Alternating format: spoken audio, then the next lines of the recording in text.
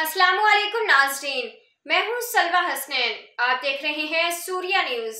आइए नजर डालते हैं आज की अहम खबरों पर। कराची सूर्या न्यूज़ में मजीद अपडेट करते हैं। कराची से bureau chief journalist Mohammad Farooq Bardu Qadri की रिपोर्ट के मुताबिक थाना इंडस्ट्रियल एरिया की हदूद में रोड और फुटपाथ पर तजावजात की भरमार। बेटा चौरंगी रिफाइनरी और बिलाल कॉलोनी से मोड़ तक फुटपाथ और सर्विस रोड पर दुकानदारों का कब्जा।